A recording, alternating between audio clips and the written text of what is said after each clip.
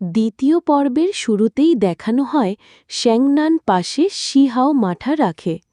তখনই শ্যাংনান চোখ খোলে তাকে দেখে চমকে ওঠে আর উঠে পড়ে।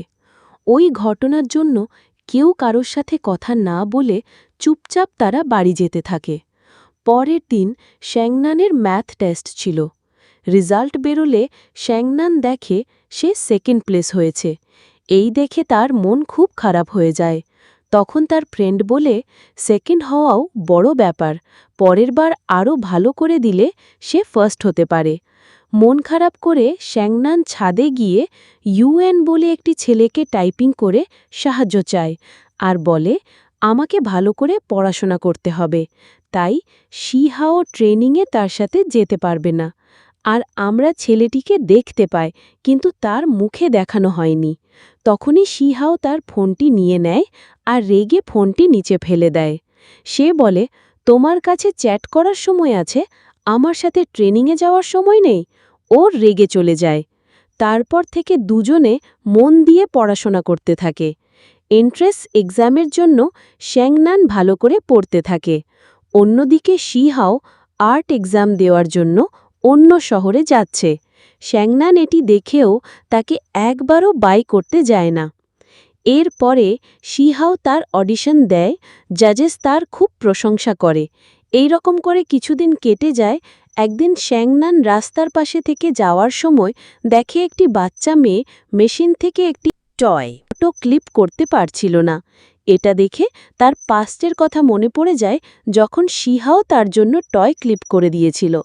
শ্যাংনান মেয়েটির জন্য টয় ক্লিপ করতে গেলে সেও একটিও টয় ক্লিপ করতে পারছিল না। এটি দেখে মেয়েটি কাঁদতে শুরু করে। তখনই শিহাও এসে অনেকগুলো টয় ক্লিপ করে দেয়, যেটা দেখে মেয়েটি ও শ্যাংনান খুব খুশি হচ্ছিল। শ্যাংনান শিহাওকে জিজ্ঞাসা করে সে কবে বাড়ি ফিরেছে। শিহাও বলে, আমি তোমাকে দেখবে বলে তাড়াতাড়ি ফিরে এসেছি। আন্টি বলল যে তুমি বাইরে এসেছো, তাই আমি এখানে এসেছি। তারপরে শিহাও তার কাছে ক্ষমা চায় আর বলতে থাকে, আর্ট এক্সামের জন্য সে খুব ব্যস্ত হয়ে পড়েছিল আর বাইরেও চলে গিয়েছিল। শিহাও শ্যাংনানকে বলে, আমি তোমার ফোনও ভেঙে দিয়েছি, তার জন্য তোমার সাথে যোগাযোগও করা যাচ্ছিল না। তুমি কি এখনও আমার ওপর রেগে আছো? শ্যাংনান উত্তর দেয়, আমি অনেক দিন আগেই সব ভুলে গিয়েছি। শিহাও বলে, আমি ভাবলাম তুমি এখনও আমার ওপর রেগে আছো আর আমাকে ইগনোর করবে। শিহাও তাকে বলে তার সাথে সময় কাটাতে। তখন শ্যাংনান বলে তার পড়া আছে ও চলে যায়। তারপর দেখি দুজনে খুব মজা করে প্রিন্টিং করছিল। শিহাও শ্যাংনানের ফানি ফানি ছবি তুলছিল জোর করে। রাতে তারা একটি ব্রিজে দাঁড়িয়েছিল। শ্যাংনান জিজ্ঞাসা করে, তার আর্ট এক্সাম কেমন হলো? সে বলে, ঠিকই ছিল। শ্যাংনান বলে, আপনি কোন কলেজের জন্য অ্যাপ্লাই করেছেন? শিহাও জানায়, ওটা একটু সিক্রেট। শিহাও শ্যাংনানকে কোন কলেজে অ্যাপ্লাই করেছে জিজ্ঞাসা করলে সেও বলে, এটা সিক্রেট। তখন শিহাও শ্যাংনানকে তার পড়াশোনায় হেল্প করতে বলে। শ্যাংনান বলে, আমার আর্ট আর তোমার সায়েন্স কি করে পড়াবো আমি? শিহাও উত্তর দেয়, ম্যাথ আর ইংলিশ দুটোই সেম। সে বলে, আমার প্রতিবেশী স্কলার আর আমি একটু রিসোর্স ব্যবহার করতে পারবো না? শ্যাংনান বলে, ওহ, এটা তোমার একটা জাল। শিহাও বলে, এক্সাম শেষ হয়ে গেলে তাকে একটি নতুন ফোন দেবে। এরপরেই তাকে কিচেন দিয়ে বলে ততক্ষণ এটা দিয়ে কাজ চালাতে। ও তাকে সরি বলে। শ্যাংনান তাকে বলে, অবশেষে আমি তোমাকে ক্ষমা করে দিলাম। সে শিহাওকে পড়াতে থাকে। তাদের এন্ট্রেন্স এক্সাম চলে আসে।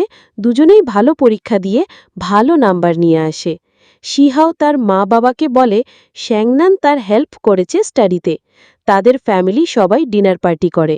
তখন শিহাও মা শ্যাংনানের মাকে জিজ্ঞাসা করে শ্যাংনান কোন কলেজে অ্যাপ্লাই করেছে। শ্যাংনানের মা কিছু বলার আগে শ্যাংনান বলে, এটা সিক্রেট। তখনই শিহাও বলে, ঠিক আছে, আমিও বলবো না, আমাদের ভাগ্যে থাকলে দেখা হয়ে যাবে। এটা শুনে সবাই হাসতে লাগে। পরের দিন শ্যাংনানের ইউনিভার্সিটির ফার্স্ট ডে ছিল। সে যখন তার রুম খুঁজছিল দেখে তার সামনে দিয়ে শিহাও আসছে। তাকে দেখেই সে অবাক হয়ে যায়। শিহাও তো খুব খুশি হচ্ছিল তাকে দেখেই। ভালো লাগলে পরের এপিসোডের জন্য অপেক্ষা করুন।